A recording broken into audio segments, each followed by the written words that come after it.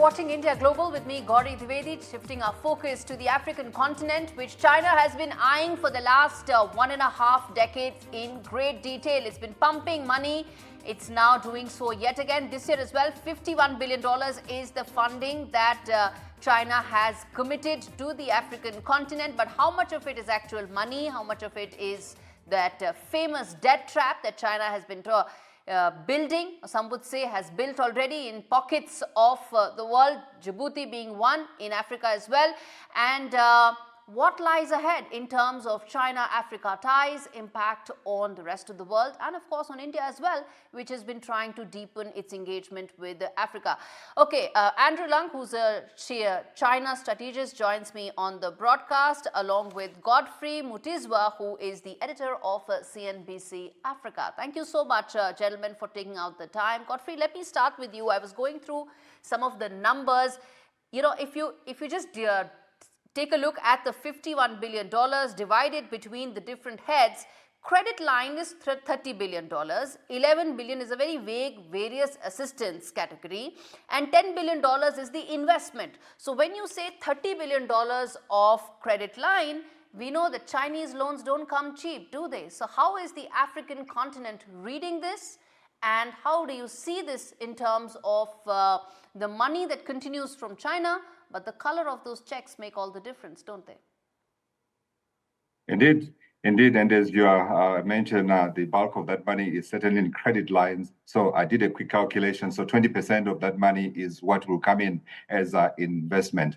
But you've got to look at it, I think, from an African perspective. You're talking about a continent that is hungry for capital, that's got a lot of needs.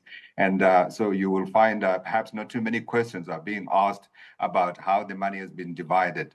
But of course, even as we talk about that $51 billion, reminding you again that this is a far cry from the huge amounts of money that has been poured in before.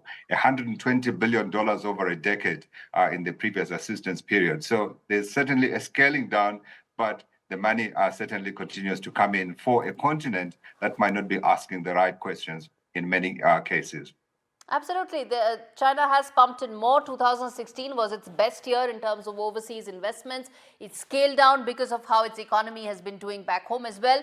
But, you know, when I saw the statement and the details of the summit, what stood out was 3 countries, Zambia, Ethiopia, Ghana, all saying that they want a debt relief. South Africa, where you are, also the president said that we want better terms and we want to change the dynamics of the trade. We don't want to keep sending raw materials and keep importing finished goods. So essentially, China, the trade relationship that China has right now with Africa is one-sided, and 10 years after this partnership, it isn't changing.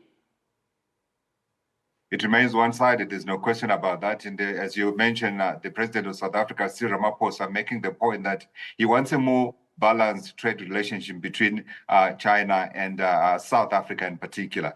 In fact, the numbers are scary. When you go back to 2021, Xi Jinping promised that he was going to spend $300 billion buying African goods. We all know that that has not panned out for various reasons. Yeah, so the relationship is certainly skewed. But there's little in terms of strategy that we see that African countries will implement to try to balance that relationship. You speak about the other countries that have got issues, Zambia, Ghana, certainly on the debt side, and Zambia, as you know, defaulted on its debt to China. It's a continuing problem for the African continent without question, but there appears not to be any kind of overall strategy that will help the continent negotiate better with China. Each country appears to be going in on its own behalf. And this, of course, as we all know, is an unequal relationship. Indeed. Andrew Lung, respond to that. Pandemic came, pandemic went. Countries pleaded China for some sort of a debt relief. They didn't get any. Even at this summit, there were countries, 4 of them, which said that some debt relief needs to be given. But all one talks about is loans and loans when it comes to China. Well, before China became a big lender to Africa, let's not forget that Africa was the net recipient of a lot of free gifts from the West. In other words, just not only debt relief, but straight line grants, and that did not help Africa's development. How Because much as debt the relief saying has China goes, given? it's no use. How much debt relief has Well, China given to Africa? Well, as far as the debt situation is concerned, a recent study by a UK-based think tank called Debt Justice found that a lot of African countries, they are more indebted to Western commercial lenders in aggregate in comparison with the loans from China. But of course, that as the previous speaker was pointed out, Africa was in great need of not only capital but infrastructure. In other words, Africa is the world's last dynamic food basket. But most of the agricultural products, they're out of nowhere. I mean, how do you take the Absolutely. I produce couldn't agree more that market? the African So they need continent needs infrastructure, and infrastructure, infrastructure needs world-class money. infrastructure. But the question, Godfrey, is should it be at the cost of sovereignty of these assets? So I want to ask you this, that the next phase of the Chinese-African relationship, do you see that now keeping these African interests in mind when they negotiate with China for additional loans, additional projects?